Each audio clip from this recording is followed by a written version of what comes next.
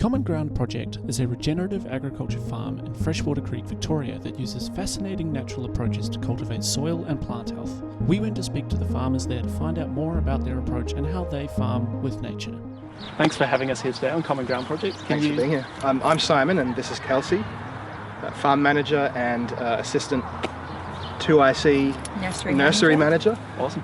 Of Common Ground Project Farm. By having a natural farm, we're here to teach by doing. So we'd like people to come and see how we farm with no artificial inputs, with minimal inputs whatsoever, but a really low cost farming method that basically creates no barrier of entry to anyone. If they want to do it at home, if they want to know how it is possible to grow working with nature, that's why we're here. Cool. Well, this is our basic system of farming. So it's 30-inch beds, permanent beds or perma beds, it's a contraction term. And the reason why is because it's like a human scale.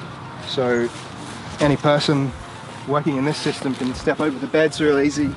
They can use hand tools without breaking their back. And that's all done with a walking tractor, so a basic light tractor. And you can do intensive, sort of bio-intensive style of planting. So if you don't have a lot of land, you can plant your plants closer together and grow more in the same space. Okay, cool. If this was a tractor farm, then the beds would be basically about twice as wide. And there'd be less produce on each bed. Totally. But you'd be tending it with a tractor, so it's quicker and mechanized. So. But potentially more harmful to the environment, I guess. Maybe. Maybe. Like tractors have their place. And they're an amazing tool. But it's more about, it's just an appropriate scale for us. We have 4 acres. And to grow in a sort of manageable, instead of growing extensively, like stretching out and having larger beds, we grow intensively. And grow closer together and use little hand tools. And I guess that's an approach that people can apply in an urban setting as well. So say they have a backyard. More familiar to people in terms of how they might grow food at home. Than the sort of a larger scale tractor farm where everything's quite, looks like only that person could do that. But obviously, clearly anyone can do this. You just have to shrink the scale down a bit further. Cool. You can have a little plot of mustard greens, you can have some beetroots, and they can all just be side by side with each other. Can you explain quickly how they grow to their full size if they're so close together? Well, that's what you have to choose when you choose your plant spacing. You have to figure out what type of crop you're actually wanting. So in this case, it's a mustard green. If it grew to its full size, it could be this tall. And it would go to seed, and it would be this big, beautiful plant. But any plant that it's in an agricultural system, you want it for a particular purpose. And in this case, it's a salad green. And it's an experiment as well. Like we want to try this, and if this particular plant works well as a cut and come again salad green in this system, then we'll do it again. Awesome. But we could also, and we do have some of these planted in the greenhouse, much wider spacing, and they are actually this tall. And we could make massive bunches of greens. It really depends on our market as well. Who's buying it? What do they want? We're trying out a few different things, and then hopefully we have some better idea of what we can sell when we plan our next season. We have 3 gardens or 3 plots.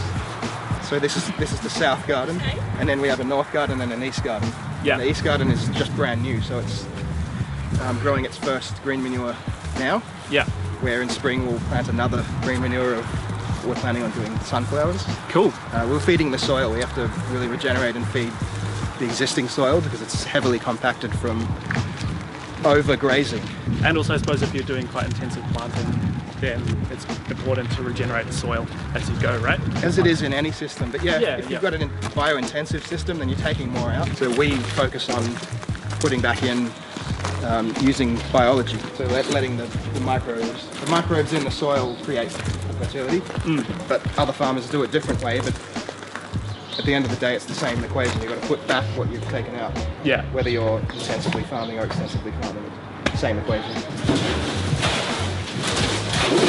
We do a few ferments and make a few collections of indigenous microorganisms from around where we farm. This is an ancient style of creating fertility, but it just focuses on what we're now learning more and more about, which is all fertility starts with soil life, with microbes in the soil. Those ingredients that were in the pantry in there, we use to brew living teas. Okay. So we just put the life into the water, put air into the water, and let it brew, and let the life grow. Yeah. And then we pump that life out onto our plants and our soil. Cool. So you're not using any petrochemical fertilizers here? you're not using any fertilizers, period, Yeah. unless you count compost, which we use sparingly. And the reason is because plants don't live on fertilizer. No. Plants live on nutrients that are made available by microorganisms. So if we provide the microorganisms or provide the type of environment microorganisms like, then that will create the fertilizer. Yeah.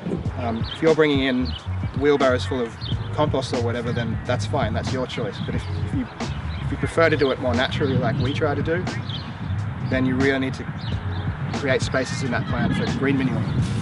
It's a species diverse mix of plants, and it could be a mix of these lupins, like grasses. legumes, things that put nitrogen, that they don't actually do it by themselves. They do it in concert with microorganisms in the soil. Right. Yeah. But they do bring non-plant available nitrogen that's in the air and turn it into plant available nitrogen in the ground. Get as much diversity as you can, and just let it grow. Even if it's weeds, it's like this grass I didn't put there, but it's coming through with the whole mix, and it's all beneficial. The idea is to let it grow nice and big, but generally before it all goes to seed or flower, mow it down and like fork it into the soil. Yeah, and then it breaks and then down. let it sit a little while. Yeah. Section your garden up into 2 or 3 plots, and know that in any given season, one of those plots will spend half the year in green manure. Yeah. Okay. And that way you may never have to buy a bag of fertilizer in your life. And so when you do aquaculture or aquaponics, like hydroponics or aquaponics, yeah, you're doing it separately from the soil. So everything that plant ends up being, you have to add into the system. Like you're the architect of the system. Like there's no, if you don't put it in, it ain't going to be there. It's different with soil, obviously. The soil is its own ecosystem. Yeah, absolutely. So you have fertility there, but you can do things to speed the system up. Just these kinds of things. The whole concept of input-based farming, which has come out of petrochemical abundance after the world wars, is completely false. Yeah. It's a misnomer. We have to just extract ourselves from that thinking, which like a lot of new young farmers are starting to do, and just do it the way nature intended. Which is more of an ecosystem in a circle rather than a linear process. Yeah, it's not input, output. Yeah. It's everything is connected and interconnected and looping back, and then it's a beautiful, natural, artistic thing. Yeah, there's no denying that soil it's amazing and probably will be just the best way to grow plants. Forever and always. Yeah. Aquaponics is great for people in the urban context who don't have access to really good quality soil. I agree. I tell you what I think it's great about it. Yeah.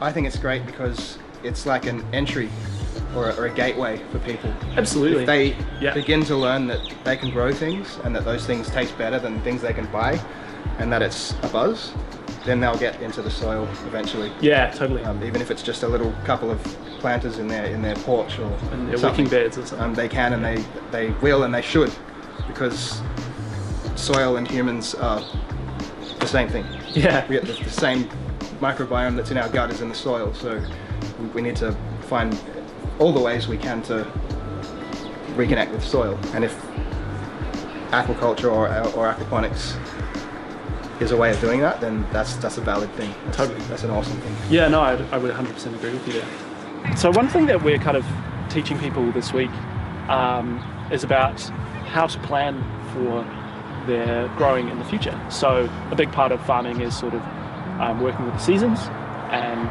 kind of planning ahead. So you always have something to harvest, but you also always have something growing. So basically we're starting the plan now for our new season. So what we do is just basically look at seeds and what we want and what we think we could grow, what's easiest, what we know we can, what our clients want, and then we go from there. Our basic plan is plan and be prepared that it could fail, because it can always fail. Everything always changes, so you've just got to be prepared. You can plan as much as you can, but circumstances change all the time, so you've just got to be able to deal with that What and we've work around it. Sort of narrowed it down to is planning in space and time.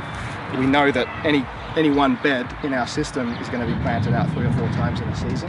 Yeah. So what we've come up with is a big chart, has time on one axis and growing space or beds on the other axis, and we just stick like post-it notes up on it. We can talk about what it is we're going to put in that plot, so what our restaurants want, what we've planned to grow, what we know already we grow well.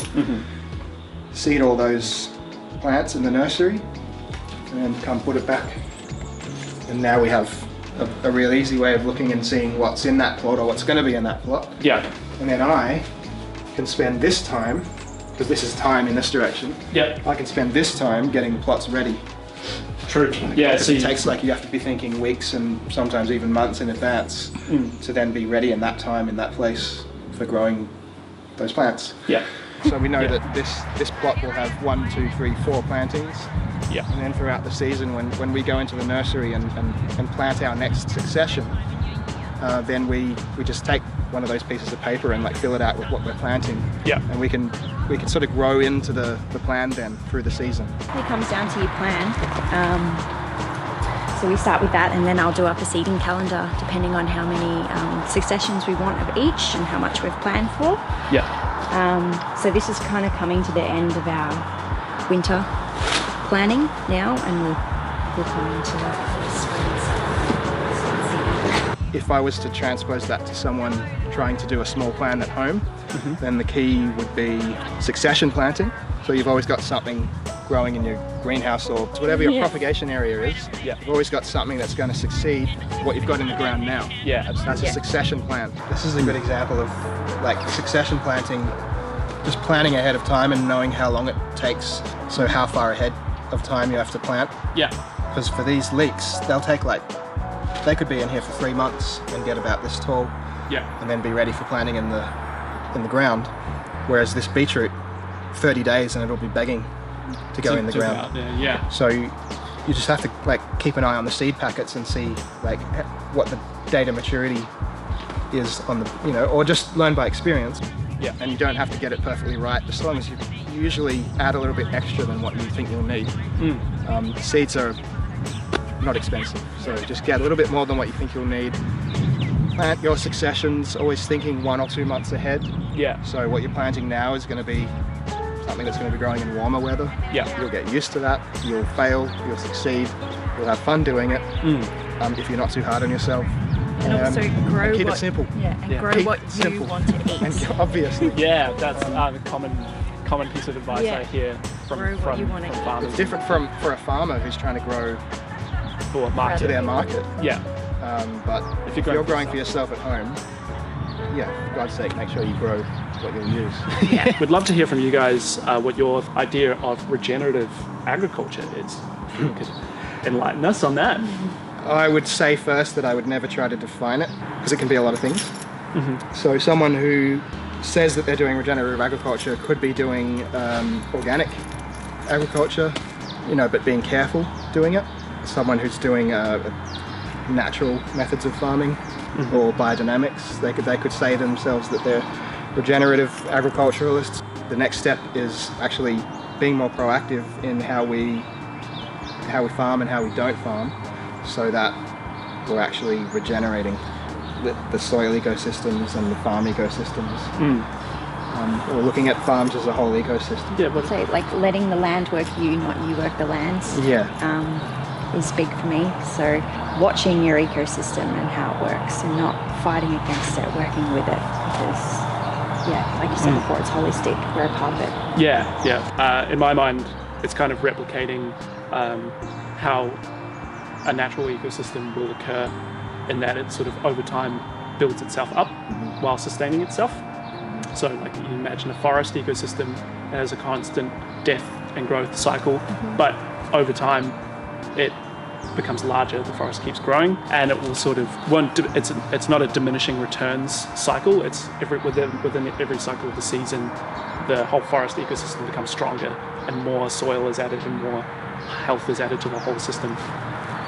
And with regenerative agriculture, it's a similar kind of concept of tying food production into an ecosystem model that regenerates and builds up the health of the land over time. Is that? Yeah, would you agree that with fits nicely. I agree. It's well said. Yeah, because I think it's sort of that idea of like positive increments rather than negative. You know, with traditional farming, like you were talking about, it's a linear kind of inputs and output system. And the problem with that is it kind of diminishes the soil and the quality of the land over time. Yeah. Whereas if you want to look at your farm, it has edges and it finishes at a certain place, and you're managing that ecosystem, and it's a fully interconnected ecosystem. The moment you bring in an external input, then you're making the place that external input came from part of your farm as well. But it's out of your control. So you can't possibly say that you're doing any type of responsible agriculture because you can't account for your inputs. Totally. So the only way to account for your inputs is to have none or very few and make them yourself. That led me to natural farming. Absolutely. Biodynamics. So we're trying to get away from those input-based mindsets and just know that everything you need to grow food is right here under your feet. In some cases you got to do things to unlock it, but it's already there. Don't bring it in. The soil already has the capacity to do everything we need it to do. It's all about just being a good custodian of it, I guess, and sort of managing it well. It's an amazing complex machine that we barely understand. But that doesn't mean we have to destroy it to get what we want out of it. Totally. Being a farmer is the same as being nature. So if you can do that in a little way at home, then it's just going to make your life better. Like you'll be more healthy, of course, because you're eating better food, but you'll also just be a more connected person. Totally. And so that kind of ties in a bit to, it sounds like, is that a bit of a core part of the mental health aspect of what you guys are doing here at Common Ground Project? Yeah, it's funny because when we started, we thought we're all going to be about mental health, and that was a good thing. But now it turns out that by doing the actual farming comes the mental health. So we sort of had it backwards. In a way. It's all the same thing, but you don't have to think about having a good state of mental health if you're like, the farming should come first. Totally. The communion and the interaction with nature is mental health. That's what'll get you there. No, it's an interesting way to think of it.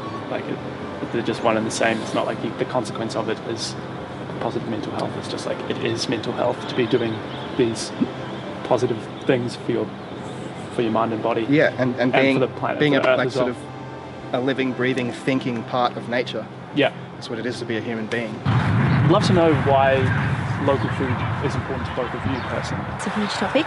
It's very important. It's very complicated, but it can be very, very easy if you just look at it like this. To be a healthy person, you obviously need to eat healthy food, but how the heck do you know if the food you're eating is healthy if you don't know who grew it or what system it was grown in? So the easiest way to know that is, instead of going and doing your vegetable shopping at Coles or Woolworths or somewhere like that, you just have to go to a farmer's market. Say hello to a farmer, ask him some questions about how he grows, and educate yourself about what the difference between regenerative styles of agriculture, natural farming practices versus conventional organic, which is really in the same basket. It's just about education and having a relationship with the farmer is how you'll be able to take control of your own health. So that's it then, really. It's about health, about human health. And I think understanding as well, like you said, it kind of comes back to a thing that I find quite important about it, which is transparency. You know, the idea that we can have an idea of where our food actually comes from and sort of see it from start to end. And if we're growing it ourselves, that's the best, because we just know exactly. That's number one, grow it yourself. That's number one, Number two, buy it from someone you know. And if you don't know a farmer, then go bloody meet one. And it's not too hard. There's lots of good farmers markets. All right, you guys, Alphington Farmers Market, go there. Brilliant. We're going to start our own here too, so we want to add, rather than just talking about it, be proactive about getting in on that scene and providing opportunities for people to get food from someone that they can literally talk to and shake hands with. Yes. It's a huge community thing too. Like, I think that is really important in the whole food web, is bringing the community together Yeah. bringing the community and the knowledge for everyone, so it just spreads. I think that's a really strong tool. Yeah. If they know where it is, it's gonna spread. Yeah, totally. And so that's why, would you say that's why local food is important to you? Absolutely. Yeah. Definitely community driven, showing what we're passionate about. Yeah, absolutely. It's kind of like a drug. Yeah. You can see from Simon. Oh, awesome. Thanks, guys. It's good to chat today. Yeah, thank you. Thank you. Thank you so much. Thanks for taking an interest. Yeah. And see you on the farm again soon, I guess. Thanks so much. Thanks for having us.